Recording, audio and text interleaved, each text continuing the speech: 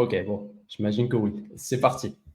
Donc, je vais vous parler aujourd'hui d'influence de réseaux sociaux, de viralité, de tunnels, de SEO et globalement de plein de leviers d'acquisition que vous pouvez mettre à profit de votre business en ligne.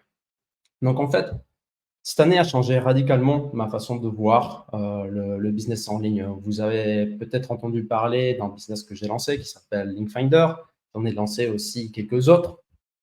Et globalement, j'ai eu 3 gros apprentissages. Le premier, c'est que faire du SEO sans tester l'offre, c'est une perte de temps.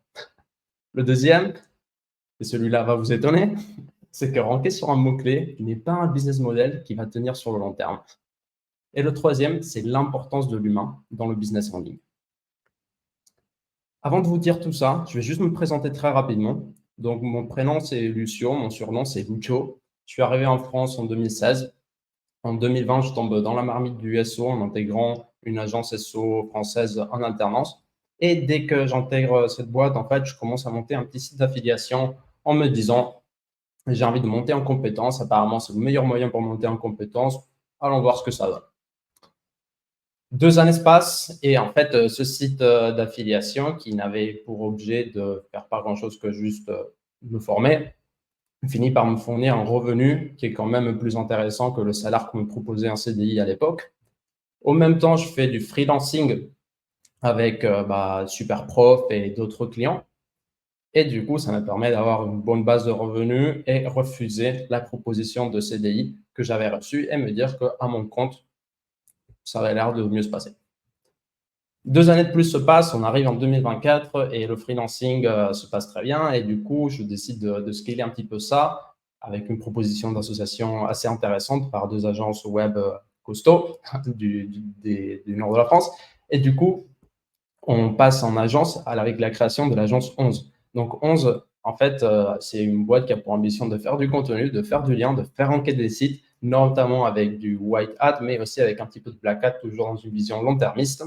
Bref, on fait en sorte que les sites rankent et on vraiment s'oppose à ce stéréotype de l'agence SEO classique qui est là pour vendre du PowerPoint réalisé par des stagiaires qui ont utilisé du chat GPT pour fournir des recos bateaux à 1 000 € la journée.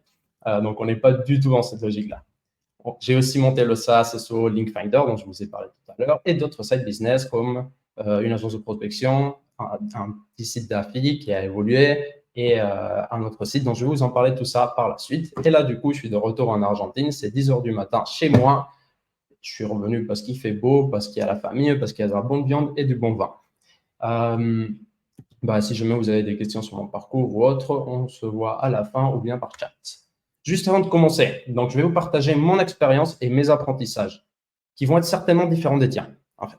Ce qui veut dire que comme on n'a pas vécu les mêmes choses, peut-être qu'on n'en tire pas les mêmes conclusions. Ça ne veut pas dire que mes conclusions sont fausses ou que les tiennes sont fausses, même si elles sont opposées. C'est juste qu'on a vécu des choses différentes et c'est normal.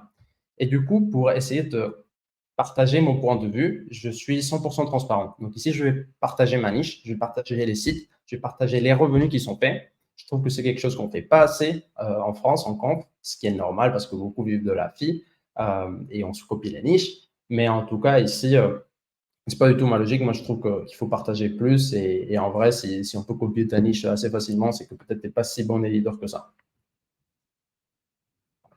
Alors, on commence. 2021-2023, je suis full in love du SEO. Ce premier site de niche dont je vous ai partagé faisait à peu près, a commencé à faire 30 000 visites par mois sur Search. Ça popait sur du Discover sans que je fasse rien. Le chiffre faisait à peu près, j'avais des mois à 2 500 € de bénéfices. Des pages qui s'indexent souvent à 4 heures naturellement. L'indexation arrivait directement sur un ranking en top 10. J'avais des abonnés par mail en auto, que je shootais des emails derrière en automatique. Enfin bref, j'étais le site d'autorité dans la niche et top 3 sur la majorité des requêtes avec un top 1 sur les plus bankable. Donc, c'était un site sur la guitare, donc de la fille guitare. Et premier sur guitare électrique débutant, guitare classique débutant, guitare acoustique débutant, meilleure guitare électrique, meilleure guitare classique, meilleure guitare acoustique, meilleur ampli de guitare, meilleur ce que vous voulez, j'étais là.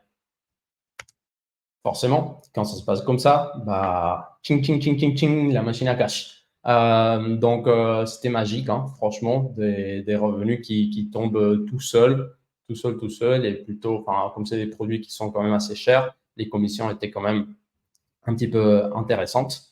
Et, et du coup, bah aussi, on a un trafic qui est assez intentionniste. Quand on rentre sur des mots-clés de type meilleur, c'est scalable parce qu'une fois que j'ai appris que ça marchait, bah, tout ce que j'avais à faire, c'est faire du contenu et plus de contenu et ça chiffrait, ça chiffrait, ça chiffrait. Et en plus, bah, le SEO, un truc que j'adore, c'est que tu n'as pas besoin de thunes pour faire de l'argent. Tu as juste besoin de tes deux petites mains et un petit peu de connaissances. Et c'est pas habituel. Je veux dire, si tu veux ouvrir une boulangerie, il faut que tu sois prêt à sortir 100 000 balles, tu vois, acheter ton four, un loyer, beaucoup de coûts fixes, tout un coup, tu vois. Ici, non, aucun coût et tu peux quand même chiffrer plutôt sympa. Mais tout ce qui est beau s'arrête un jour et c'est exactement ce qui m'est arrivé. Donc en fait, un jour, je me réveille et tout le travail de 2 ans parti à la poubelle, plus particulièrement, je crois que c'était septembre ou octobre 2023, donc HCU à ce moment-là, qui arrivait aussi avec une spam update, il me semble. Donc bref, 40 updates en même temps, comme d'habitude. Et des indexations totales de plus de 60% des pages du site. Tout se casse la gueule. Je passe de faire presque 1000 visites par jour à genre, je sais pas grand-chose, une centaine. Bref, c'est triste. Et du coup, bah, en gros, quand je regarde avec mon regard d'aujourd'hui et je me dis quel était mon processus à ce moment-là, comment je faisais pour faire, comment marchait mon business en ligne, bah, en fait, je choisissais une niche. Je bossais une centaine d'heures. Donc, je créais un site, je créais des contenus, puis je publiais quelques articles tous les mois pendant 7 mois. Et là, c'est le moment où je me disais, bon, OK, est-ce que ça marche ou pas? Au bout de 7 mois, en fait. Si je vendais rien, bon, ben, je recommençais. Je me disais, bah, la niche, elle est pas bonne, en fait, ou la fille, elle est pas bonne, il faut que je trouve une autre chose. Si ça marchait, je faisais des ventes, j'encaissais, je sirotais des cocktails au Punta Cana pendant que j'encaissais la thune. Et puis, je me prenais une image et je recommençais à zéro de nouveau.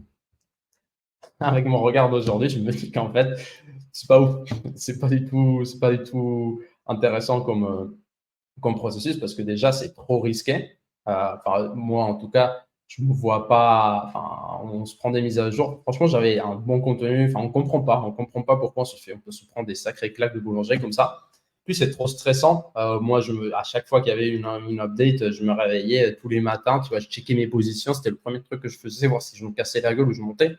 Euh, Normalement, vous le savez, au bout de 1 ou 2 jours, record date, dès que ça bouge, si ça monte, vous êtes plutôt bien. Si ça descend, vous êtes foutu.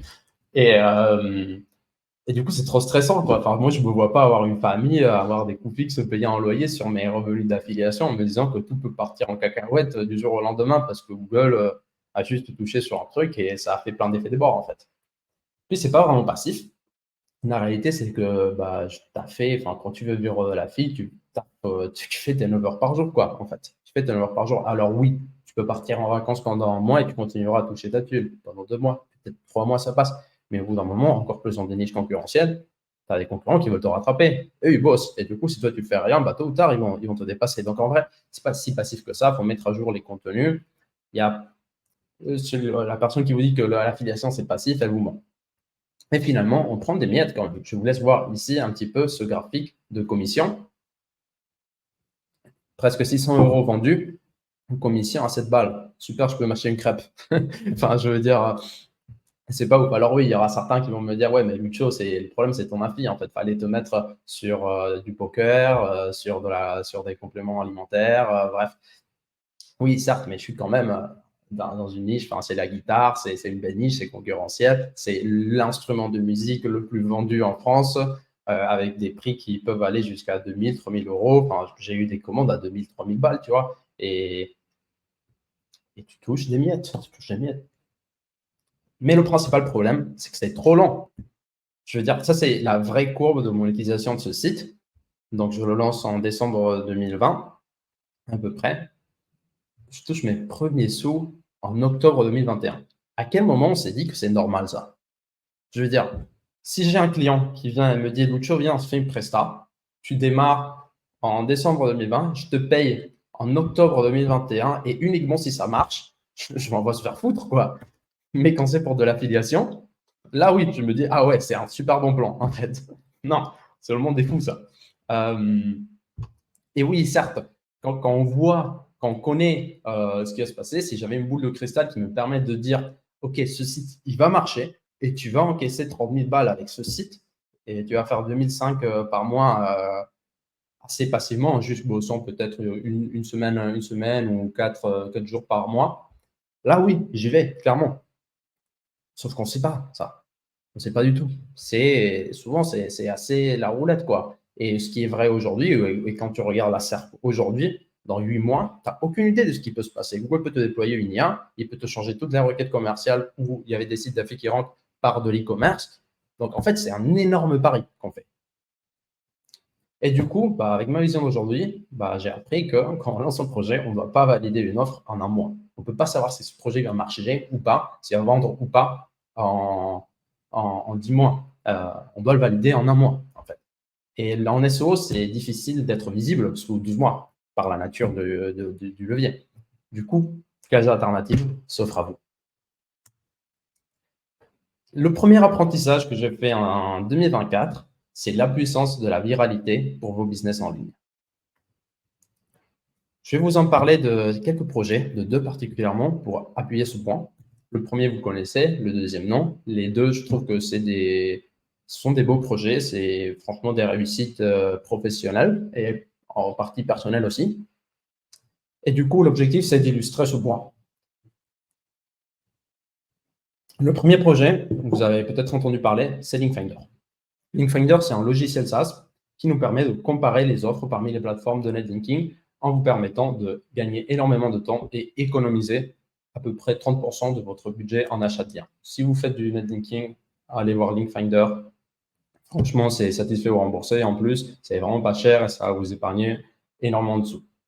Tout commence avec une idée. Je vous avoue, l'idée originelle, elle n'était pas à moi. J'ai juste regardé ce qui se faisait ailleurs. J'ai vu un gars en Espagne qui avait le même produit, sauf que pas de plateforme française, une UX dégueulasse, zéro marketing.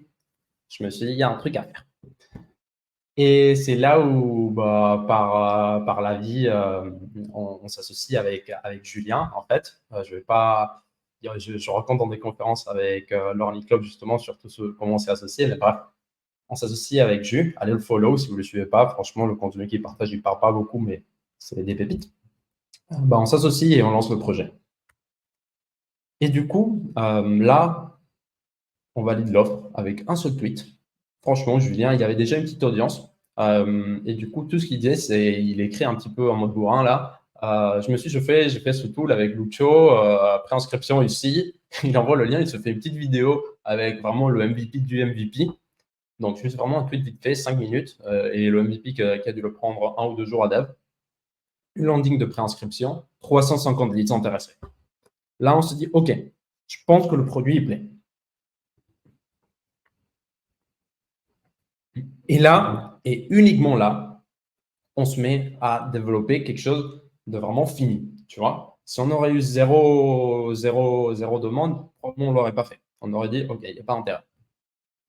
7 jours de dev, on fait un MVP.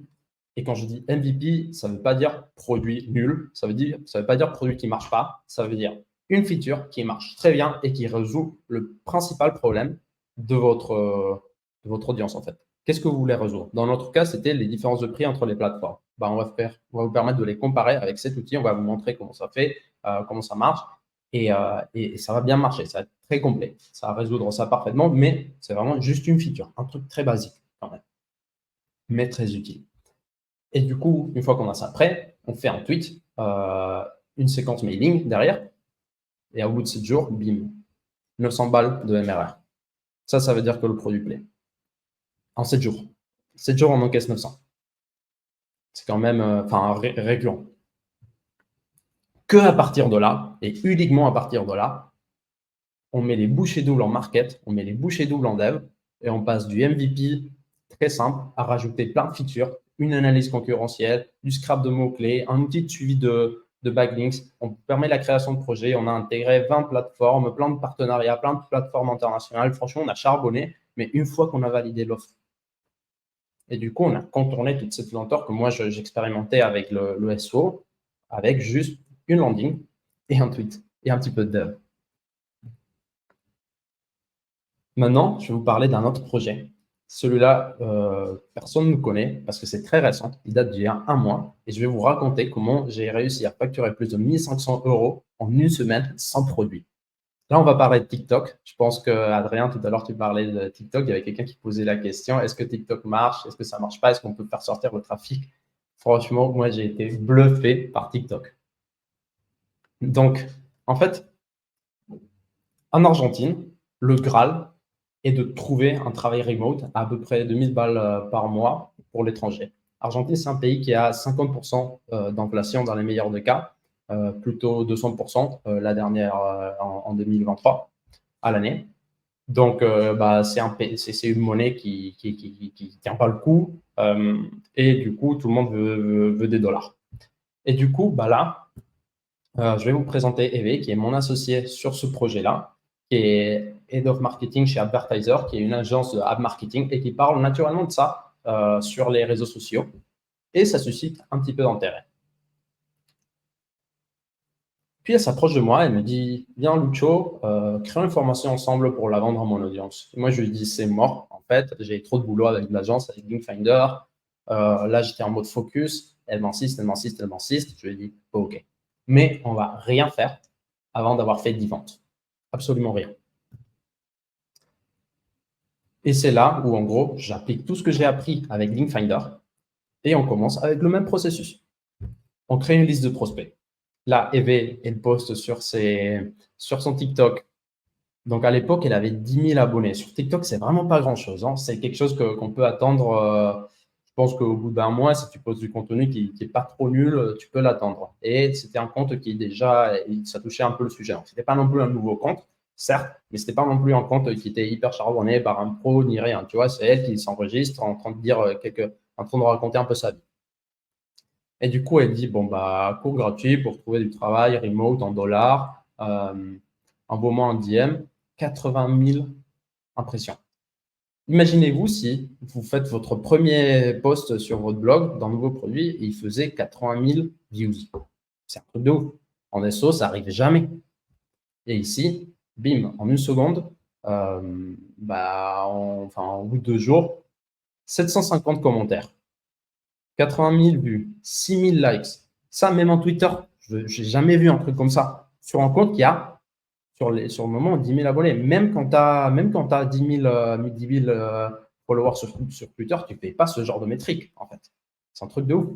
Et avec un post, 800 mails recueillis, 800 personnes intéressées. Enfin, je ne sais pas vous, mais moi, je suis bluffé. Quand je vois ça, je me dis, OK, TikTok, il y a un truc quand même. Et quand je vais voir le compte de EV, je me dis, est-ce que c'est vraiment chaud de faire un truc comme ça? Bah, là, on peut la voir. Franchement, elle s'enregistre vite fait. Il y a quoi? Il y a peut-être une centaine de vidéos, max 10 secondes, où elle s'enregistre comme ça, en train de raconter un petit peu sa vie, ses voyages, son business. Aucun boulot d'édition. Enfin, je veux dire, il n'y a pas plus de boulot ici à qu'à monter un site, hein. Ça, je vous le promets. Ça, je vous le promets. Et du coup, bah top. Maintenant, on a une liste. Il faut qu'on gagne la confiance des gens, en fait. Et c'est là où on les invite par des batchs de à peu près 150 personnes pour faire un webinaire gratuit. On prépare rien. On arrive juste avec notre savoir, avec des sessions de questions-réponses et on essaie d'offrir un max de valeur. Pendant 45 minutes, 1 heure, on est juste là à offrir de la valeur. On vous offre de la valeur, on vous offre de la valeur, on répond aux questions. Et puis, au bout d'un moment, on leur dit, bah, écoutez, ceux qui sont intéressés, on fait ça. On est en train de faire un pré-lancement du cours. On leur dit à peu près, en gros, j'ai fait une petite landing où on présente de quoi va parler le cours. Et du coup, je fais aussi un petit peu de FOMO en mode c'est limité à 50 personnes et les prix vont augmenter. Et voilà, je pose ça là, très naturel. Et puis, bien sûr, ça, c'est un tip que je peux vous donner. Quand vous offrez des ressources de valeur gratuites, de nouveau, je reprends Adrien, n'offrez pas de la merde, quoi. Enfin, offrez des vrais trucs de valeur. Et là, vous demandez d'avoir un avis en retour. Et nous, comme ça, au bout de quelques jours, on prend, par webinaire, on prend à peu près une vingtaine d'avis positifs, en fait, de 4 et 5 étoiles à chaque fois. Donc, ça permet d'augmenter la notoriété, la confiance quand les gens vont arriver, voir qu'est-ce qu'on fait. On se dit, OK, il y a plein d'avis positifs. Et bref, petit tip. Et du coup, une fois qu'on a fait cette annonce, juste après le cours, on a des séquences d'autorépondeurs qui arrivent avec GetResponse, qui est un outil qui est franchement top et pas cher pour faire tout ça. Donc, dès qu'on raccroche, il y a un petit mail qui arrive, laissez-nous un avis. inscrivez-vous sur notre groupe WhatsApp parce qu'on ne veut pas perdre ces personnes-là, on veut les attraper par la suite. Et on fait des autorépondeurs qui arrivent avec des hausses de prix derrière, en disant, bah là, le cours a monté de prix. Là, attention, le cours va monter de prix à cette date-là. À cette date-là, du coup, le cours a monté de prix et va remonter à cette autre date-là, et ainsi. Et après, on a un groupe WhatsApp et une closer. Du coup, tout le monde qui fait le webinaire, il rentre sur le groupe WhatsApp et on a quelqu'un derrière qui est là. Hey, salut, tu as rencontré Eve, tu as rencontré Lucho, est-ce que ça ne te choque pas de venir faire le cours avec eux? 120 participants, 80 qui restent jusqu'à la fin, 30 ventes à $30.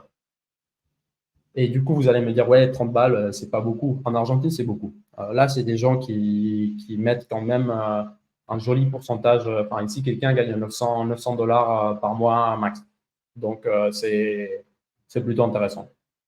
Et un deuxième webinaire où, pareil, on a 100 participants, 60 jusqu'à la fin, on fait 20 ventes. Donc, là, on valide l'offre, hein, carrément. On valide au bout d'une semaine. On n'a pas de produit, on a validé, on a fait 1500 $. Donc là, comme je vous disais, c'est tout récent. Quels sont les next steps? Prochain webinaire aujourd'hui avec 300 personnes.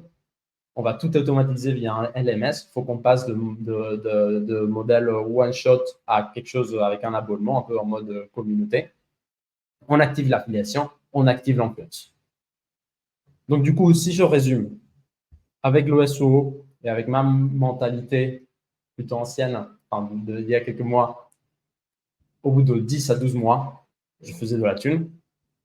Si je faisais de la thune, avec les réseaux sociaux, à 1 à 3 semaines, je peux faire les mêmes chiffres avec beaucoup moins de boulot. Mon point de vue, tester l'adéquation du produit marché avant même d'avoir un produit en exploitant la viralité des réseaux sociaux pour contourner la lenteur du SEO. Et je vois venir, il y a certains qui vont me dire, ouais, mais Lucho, tes projets là, ils ne se rendent pas trop pour le SEO, c'est plus des projets orientés réseaux sociaux. Oui et non. Alors, je vois énormément de monde qui bosse à fond pour de l'affiliation sur genre meilleure plateforme de netlinking, par exemple. Nous, on pourrait bosser sur ces mots-clés-là aussi, juste on se concentre ailleurs. Et la reconversion professionnelle, je trouve que c'est une niche qui est quand même assez grande. Il y a beaucoup de monde qui la bosse en SEO. Je trouve que juste aujourd'hui, ça peut mieux se faire sur les réseaux, clairement. Et puis, si vous avez quand même un produit qui se prête au search, en fait. Ici, j'ai croisé le tweet de Harry, que je ne connais pas du tout, mais je le trouvais super intéressant. Et il dit en gros, j'ai vu ça sur le podcast des Wizards, et en gros, je trouve intéressant. J'ai fait un test, j'ai monté une landing page, j'ai mis une plateforme une plateforme de paiement, quelques pubs, pour voir s'il y avait un petit marché. Je dépense 17 balles, je fais 50 clics, et je reprends 135 balles. C'est ça la bonne mentalité, les gars. Si vous allez faire un projet SEO, vous êtes toujours dans cette logique, moi je veux faire de l'AFI, bon, ok, montez une landing page, poussez le produit que vous allez pousser en AFI, cramez un petit peu d'argent sur de la pub et testez si ça marche, en fait. 10 mois, c'est énorme comme temps pour savoir si ça va marcher ou pas. Ça peut plus, si ça vous arrive, ça peut plus être possible, en fait. Franchement, il y a autre façon de travailler qui est beaucoup plus intéressante. Maintenant, deuxième apprentissage. Pensez en business plutôt qu'en niche de site, qu'en site de niche. Les sites de niche, en fait, sont dans un contexte qui est compliqué. Les sites d'affi, on prend des miettes, Google Search nous fait la guerre et les e-commerce nous prennent tous les mots-clés. Si vous voulez monétiser avec de la pub, on prend des miettes et Google Search nous fait la guerre aussi. Sinon, allez lui demander à tous les sites de tourisme qui se sont pris des énormes claques lors des dernières mises à jour. Et si vous faites de la vente de liens, c'est contre les guidelines de Google. Google veut s'en passer des liens. Tôt ou tard, il va arriver. Ils sont de moins en moins efficaces, ce qui fait que ce soit quand même un marché qui est quand même en décroissance. En tout cas, moi, je ne suis pas vendeur de liens, mais d'après ce que je n'arrête pas de dire sur Twitter, ça va de moins en moins. Et du coup, pour moi, la seule conclusion que je tire aujourd'hui, c'est que les sites de niche, c'est du has-been. Ça marchait très bien aujourd'hui, ça devient de plus en plus dur. Et en fait, pour le même temps, vous pouvez créer des vrais business avec vos propres produits qui ne dépendent pas d'une seule source de trafic. C'est ça le futur et le présent même du business en ligne. Et là, je vais vous présenter un nouveau case study qui est leadfishers.co et c'est l'entreprise qui me prend 8 heures par mois à gérer, qui rentre sur des mots-clés sans volume, limite, et qui fait plus de 1 500 € par mois de marge. Donc, je suis associé avec Eve aussi sur cette entreprise-là. Et en gros, moi, j'ai vu que sur Europe, il y avait tout un truc sur la génération de leads, sur la prospection en froid, aux US aussi, mais ce n'était pas encore arrivé en Amérique latine. De façon générale, tout ce qui marche bien en Europe et aux US, ça arrive genre 2-3 années après en Amérique latine. J'ai un petit peu d'expérience sur le sujet parce que j'avais déjà lancé quelques campagnes, mais je ne suis pas du tout en pro là-dessus. Et il n'y a pas de concurrence sur Google, il n'y a pas vraiment d'acteurs qui se positionnent sur ce service. Donc là, aux US, on voit les volumes de recherche et c'est vraiment pas grand-chose. Du coup, j'ai deux types de monétisation qui s'ouvrent à moi. Quand tu as ce type de business B2B, de ce genre de mots-clés d'agence, soit tu vends le lead, soit tu fournis le service derrière. Et moi, j'ai avalé la pilule bleue. En gros, j'ai réfléchi à une offre, donc on s'est dit, on va faire 7 à 15 réunions par mois pour nos clients et on va proposer un pricing de 400 $ de fixe et 87 $ par chaque rendez-vous qu'on génère pour nos clients. Au début, c'était Eve qui faisait les ventes jusqu'à ce qu'on a pris quand même un petit peu de cash. Et là, on a recruté un commercial qui vend pour à peu près 300 $ par mois et 10% de commission sur les ventes. Et derrière, on a aussi un freelance qui gère le client pour 100 $ et je crois que c'est 25 en fait de prix par réunion générée lorsque nous, on vend à 87. Donc, globalement, on fait une marge par client de 100 $ et 50 $ par lead généré. Le fait d'avoir ce type d'acquisition, ce type de monétisation nous permet de forcément dégager plus d'argent dès qu'on signe un client et plus c'est une acquisition qu'on répand sur le long terme, ce qui nous permet d'investir en Google Ads. Donc, on investit à peu près 1 000 $ par mois aujourd'hui, peut-être un petit peu plus, et de la prospection. Donc, ça nous coûte les outils et la personne qui le gère à peu près 400 par mois. Et on a le SEO. Maintenant, on va faire un petit zoom sur le SEO. Je l'ai à peine bossé. Genre, vraiment. Une landing page, genre, allez voir le site, c'est dégueulasse. Franchement, c'est vraiment fait vite fait. Une journée de boulot pour créer la landing page. 150 balles pour créer une dizaine d'articles. En plus, je crois que c'était un des gars qui bossait pour nous ou un client qui, en gros, il avait retardé un peu le projet. On a dit, bon, allez, mets-toi à faire ça entre-temps. Vraiment, c'est du SEO très basique, budget netlinking R. Et pourtant, ça rank sur tous ces mots-clés-là. Premier sur agence de cold emailing, premier sur agence de prospection LinkedIn, agence de génération de leads, Bon. Aujourd'hui, ça fait 4 leads par mois, à peu près. Le trafic, il fait vraiment de la peine. Genre 87 visites par mois. Si je faisais de la vente de leads, j'aurais crevé la dalle. Genre vraiment, j'aurais crevé la dalle. Pourtant, quand j'ai monté le business derrière, voici les factures qu'on a envoyées à un client qu'on a acquis via le SEO. 1 500 $. On fait, si je prends en compte le commercial, la personne qui gère tout ça derrière, on fait à peu près 50% de marge.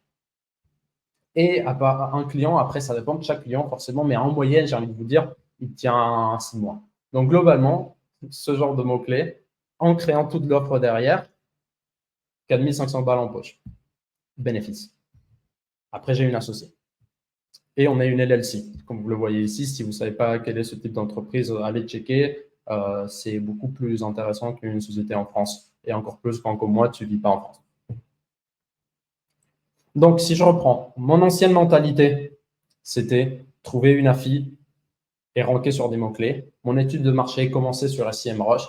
Mais du coup, en fait, je n'avais pas de proposition de valeur différente par rapport à des concurrents. Je faisais tous les deux en contenu, que pour certains, il peut un être un peu mieux, pour l'autre, peut-être pas. Il y a un peu des différences peut-être sur le design, mais rien qui soit vraiment une vraie barrière à l'entrée. Et on avait un business model. J'avais un business model qui était basé sur le ranking. Si je faisais plus de visites, je faisais plus de thunes. Trop risqué. Enfin, en vrai, aujourd'hui, je me dis, moi, je ne mets pas mon argent et mon temps sur quelque chose comme ça. Et du coup, la question que je pense et je vous invite à vous poser aussi, c'est est-ce que ton business vaut quelque chose s'il n'était pas sur Google? Tous les business que je vous ai présentés auparavant, oui, en fait. C'est ça pour moi aujourd'hui ce qui peut.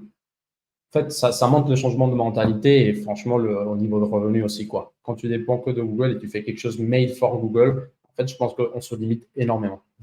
Et ça prend de nouveau pas plus de temps de créer vraiment quelque chose et réfléchir un petit peu plus. La nouvelle mentalité, plutôt que trouver une appli et ranker sur les mots-clés, c'est résoudre des problèmes, idéalement pour lesquels les gens sont prêts à payer.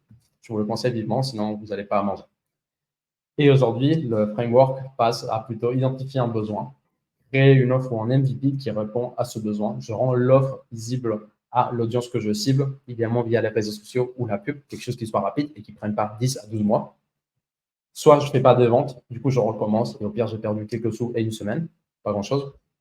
Soit je fais des ventes et là j'améliore mon produit, je mets les bouchées doubles en produit, en marketing. En gros, ce qui va marcher aujourd'hui, c'est identifier des pain points ou des inefficiences. C'est clairement ce qu'on a fait avec Linkfinder. On trouve ça ouf qu'il y ait des gens qui vendent un lien à 400 balles et le même lien à côté à 800 balles. Ça, c'est ce qu'on appelle une inefficience du marché. Il n'y a personne qui est là pour montrer ça, pour ajouter de la transparence. On ajoute ça, ça marche. Donc, soit c'est une option. La deuxième option, c'est vous faites gagner du temps aux gens, vous faites gagner de l'argent aux gens. C'est aussi simple que ça, le business en ligne. Et pas en ligne aussi. Et du coup, en gros, ça nous permet d'avoir une meilleure monétisation, un business qui va être plus durable parce qu'il ne dépend pas que de Google et des caprices de l'algorithme. Et ce n'est pas forcément beaucoup plus chronophage. Je vous jure, je bosse 8 heures par mois sur Lead Features, en fait. Je fais un rendez-vous d'une demi-heure par semaine avec les deux employés qui sont côté prod et que c'est Jean par Slack avec le commercial, pas beaucoup plus. Et franchement, pendant les rendez-vous, je suis en train de faire autre chose parce que les gars, ils sont formés. Vu qu'on fait un truc, tout est ultra processisé derrière. Ils savent quoi faire. Ça fait 2 ans qu'on bosse ensemble en plus, donc tout est ultra rodé. Troisième apprentissage, l'humain joue un rôle fondamental dans le business en ligne. Les SEO, on a tendance à se cacher. On ne signe pas les articles, on ne partage pas nos contenus, on ne parle pas avec notre audience. Il n'y a aucune connexion entre le visiteur et l'éditeur du site. On se contente de ranker avec un contenu passable, ajouter des gros call to action et on attend que les ventes tombent.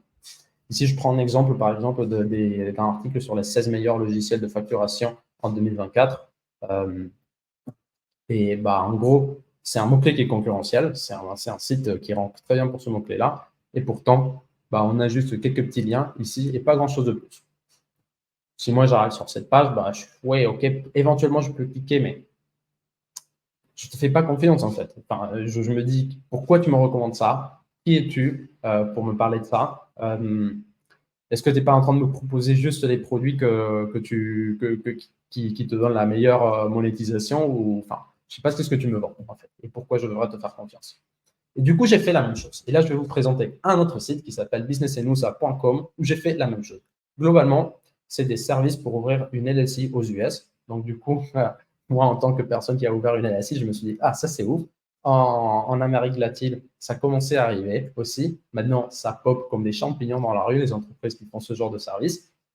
Et du coup, moi, j'ai ouvert un des premiers sites, voire le premier, qui fait vraiment comparateur là-dessus. Et du coup, je me suis contenté de juste faire des liens avec des gros call to action vers des sites qui étaient un peu à la legal start, quoi, un peu en mode self-service. Toi, tu arrives, tu vas, tu payes, et puis là, il y a quelqu'un qui te contacte, mais pas avant. Et en gros, j'ai fait 400 $ en une année, ce qui est du caca. Et puis, j'ai un gars qui vient me vendre une LLC par LinkedIn, et moi, je lui fais... je lui retourne la carte. En gros, je lui dis, écoute, j'ai déjà mes LLC, merci, mais je peux te proposer ça. Et du coup, il se chauffe pour qu'on bosse ensemble. Et j'ajoute son agenda sur le site. Je change des call to action vers prenons un rendez-vous ou complète le formulaire de contact. Et je négo une com en plus de plus 25%. Ça m'a pris 30 minutes. Et un petit bouton de WhatsApp aussi, qui te fait quand tu arrives, normalement, je crois que c'est genre, on résout si tu as des questions, viens les poser normalement. En fait, sur la requête que j'avais identifiée, il y a énormément de questions. Comment ça marche? Quels sont les coûts? Quel état à choisir? Donc, les gens, ils ont énormément de questions. J'ai fait ça. Premier mois, 400 balles. Deuxième mois, 600 balles. On verra ce que me réserve octobre. Mais en tout cas, fois 10 de ce que je faisais avant avec les autres partenaires. Donc, en fait, l'apprentissage que je veux vous transmettre ici, c'est que tes clients veulent être accompagnés, conseillés et rassurés par les experts dans le domaine avant d'en acheter. Là, on est sur du B2B, j'entends, c'est peut-être plus comme ça. Quand je faisais le site de guitare, j'ai mis un petit formulaire, je t'aide à choisir ta guitare gratuitement. J'avais énormément de gens qui me contactaient, qui me posaient des questions. Je ne prenais pas forcément le temps de répondre parce que déjà, il n'y avait pas l'IA, où aujourd'hui, tu pourrais avoir quelque chose d'automatique qui se fait via de l'IA et franchement, là, ça cartonnerait. Et tu as une proposition de valeur qui est clairement différente à tout le reste de la SERP. Et sinon, tu apprends aussi qu'est-ce que les gens recherchent, quels sont les instruments, quels sont les budgets qu'ils gèrent. Et derrière, tu peux beaucoup plus, déjà, tu sais mieux à qui tu t'adresses. Et puis, tu peux cibler les meilleurs mots-clés avec des informations que tes concurrents n'auront pas parce qu'ils sont contents tout juste de placer des liens avec des gros call to action. Avec Linkfinder, on a vu la même chose. En fait, on a fait à peu près 40 ventes via du cold emailing. Donc, franchement, sans prendre le temps d'expliquer rien, quoi que ce soit, ni générer de la confiance avec les personnes à qui on prospectait. On a fait 5 clients qui se sont inscrits via le SEO, notamment via la requête meilleure plateforme de netlinking, où en gros, on fait via de la FIS, c'est pas nous, enfin, on a squatté, si vous voulez, des articles là-dessus. Et on a 150 clients qui s'inscrivent via l'affiliation par influenceur. Aujourd'hui, nos plus gros affiliés, c'est ceux qui ont une audience. Ce n'est pas ceux qui rankent sur les top mots-clés, c'est ceux qui ont une audience. Et ça leur coûte beaucoup moins de temps que de ranker sur des mots-clés. Et aussi avec trabajoremoto.xyz. Vous vous rendez compte de ce taux de conversion? Je ne sais pas si vous avez fait le rapport avant. Je parle de quand même 25% de taux de conversion. Je n'avais jamais vu ça de ma vie. En affiliation, si on a 1% de taux de conversion, on est content.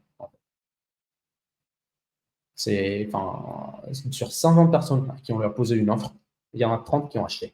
Ça veut dire qu'on a vraiment gagné la confiance des gens et que c'est ça ce qui déclenche l'achat. Hein. C'est des gens qui vous font confiance, derrière vous proposez quelque chose de pertinent, ils vont aller chez vous.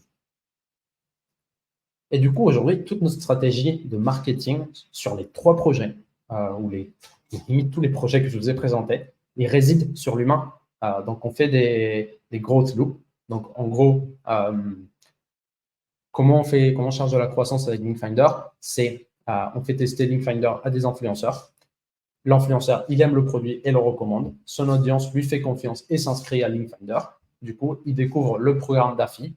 Et du coup, moi, je vais voir qui sont les gens qui s'inscrivent. Et dès que je vois qu'il y a quelqu'un avec une audience, je lui dis, viens, t'es pas chaud, fais un petit truc, tu parles du projet, je sais pas quoi. J'essaie de le convaincre. Il faut voir, des fois, ils le font tout seuls. Et l'influenceur aime le produit et le recommande à son audience. Et du coup, on rentre dans ce cycle de croissance. Pareil avec trabajoremoto.xyz. Il y a un influenceur qui parle du webinaire gratuit. Ça peut être Eve comme ça peut être quelqu'un d'autre demain. Le prospect s'inscrit sans nous connaître. Il rencontre l'équipe avec la closer aussi. On veut lui présenter la closer, question qu'il sache qui est la personne qui est là en train de lui écrire et lui vendre quelque chose. Donc vraiment, on la présente à chaque fois. En 1h30, on gagne sa confiance et la personne normalement s'inscrit au pré-lancement du cours. Il recommande le webinaire à son réseau, qui du coup va s'inscrire sur le webinaire sans nous connaître, qui du coup va nous rencontrer, qui du coup va s'inscrire au pré-lancement, qui du coup va le recommander dans son réseau, et ainsi. Et c'est des cycles de croissance basés sur de l'humain. Du coup, vous allez me dire, ouais, mais Lucho, ok, moi je veux toujours, même après tout ce que tu m'as dit, je veux toujours faire de la vie sur meilleure guitare électrique. Qu'est-ce que tu pourrais faire alors pour humaniser un peu plus ton business? Ici, je prends un exemple de Nutrimuscle qui, par exemple, prend les vidéos de ses influenceurs dans les pages produits. Je crois qu'ils l'ont enlevé en plus maintenant. Donc ici, ça c'est quelque chose que vous pourriez récupérer. Si par exemple je faisais de l'affi sur de la créatine ou d'autres compléments alimentaires, je vais voir quels sont les influenceurs qui parlent de ça et j'intègre ça sur mes blogs de review de produits. Et j'ai quelqu'un, une vraie personne qui est là, qui le recommande, quelqu'un qui est connu en fait. Et ça, c'est des signes de confiance qui, je suis sûr et certain, vont booster déjà vos taux de conversion sur vos sites d'affiliation et aussi qui vont Google, il va avoir plus de confiance, ça va générer de l'engagement, ça va améliorer votre ranking. Donc, faites des vidéos sur vos pages de pourquoi vous faire confiance. Résumez l'article en vidéo, peut-être aussi. Et en plus, vous postez ça sur YouTube, ça va vous faire des visites sur YouTube, des ventes sur YouTube et des meilleurs rankings sur la page.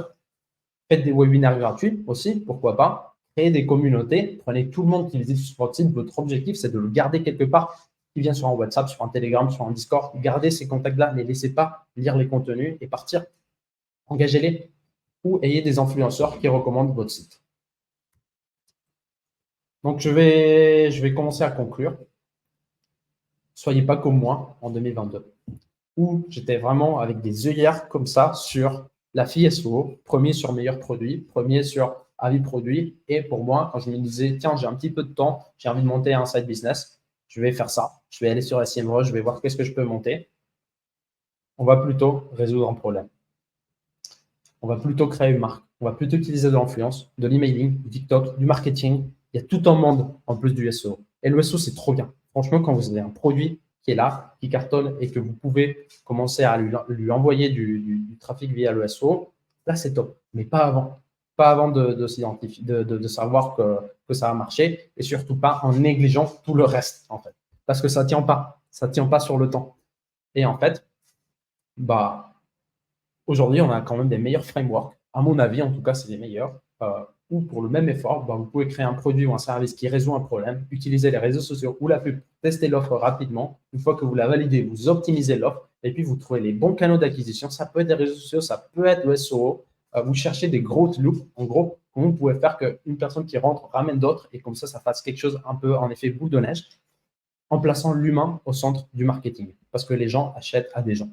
L'objectif final, c'est de créer des business scalables, durables, revendables, qui vont vous permettre de créer plus de capital, en fait, et qui est quand même l'essence du capitalisme. On est tous là pour créer du capital. C'est ça ce qui va vous faire riche. C'est pas avoir 2000 balles par mois, c'est avoir quelque chose qui vaut 20 000 balles ou qui vaut 40 000 balles ou qui vaut 50 000 balles.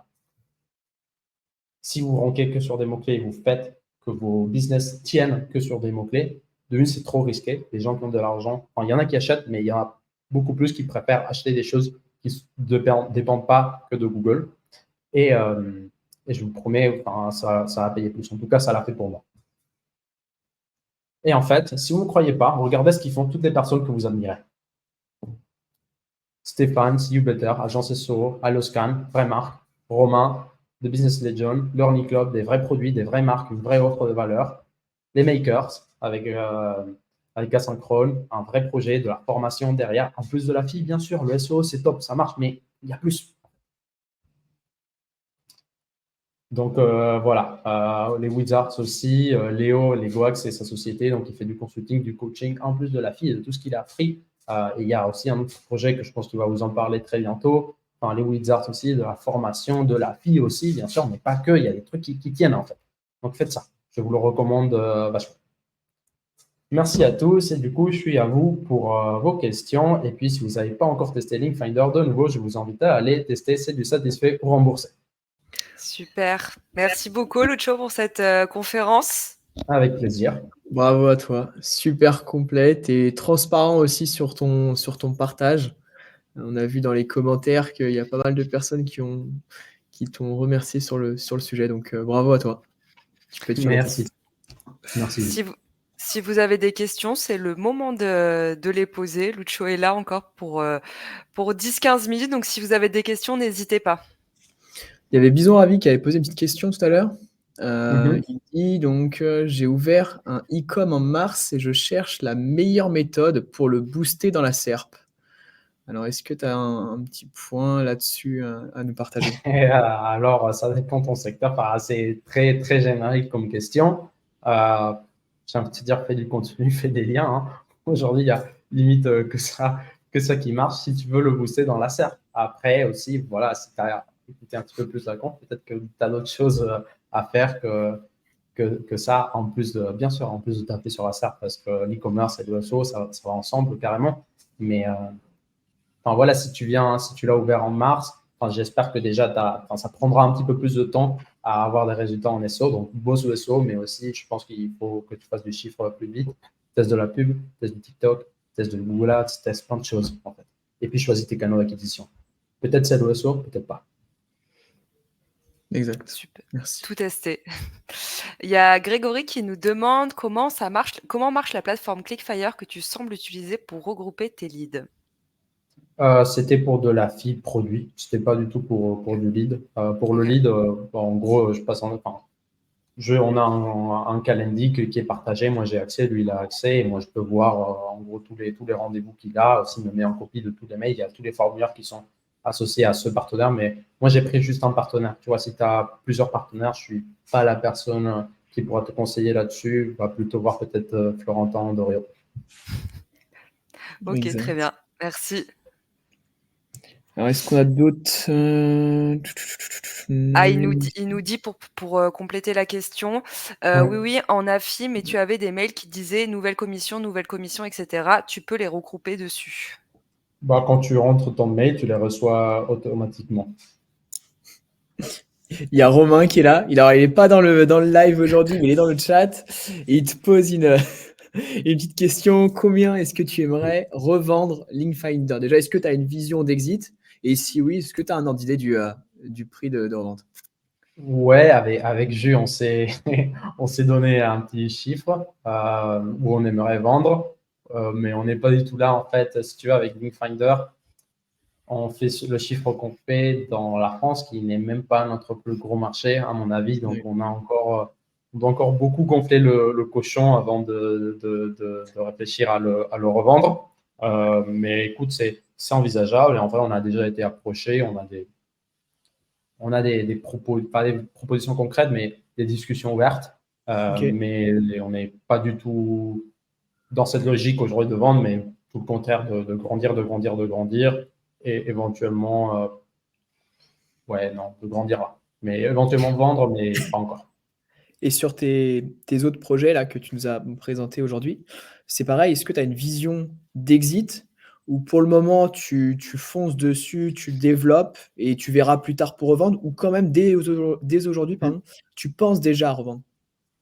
Ouais, bah en fait, si tu veux, par exemple, pour l'agence de prospection, en fait, j'ai plus le temps de m'en occuper et personnellement, c'est pas si rentable que ça dans le sens où, bah, en fait, c'est plus rentable que si je vendais du lead, mais aujourd'hui, je pense que quand je fais mes calculs, j'ai plus de temps à gagner en bossant sur d'autres projets que je vous ai présentés avec Linkfinder carrément, ou l'agence.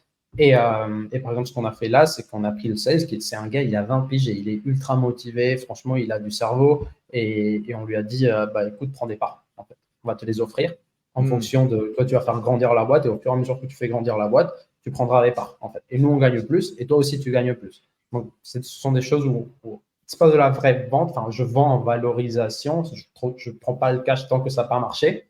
Et je ne cède rien tant que ça n'a pas marché. Donc, il n'y a pas de risque. Mais oui, tout est ouvert à l'exit et tout ce que je construis aujourd'hui, c'est pour qu'un jour, si je me dis, est-ce que si je veux revendre, bah, que je puisse revendre et j'essaie que tout puisse marcher idéalement sans moi, avec des processus clairs, concrets, qui fassent que derrière, le business, il ne dépend pas de moi. D'un côté pour la revente, mais aussi pour ma liberté personnelle. Si j'ai envie de partir en vacances de semaine, il faut que ça tourne, en fait.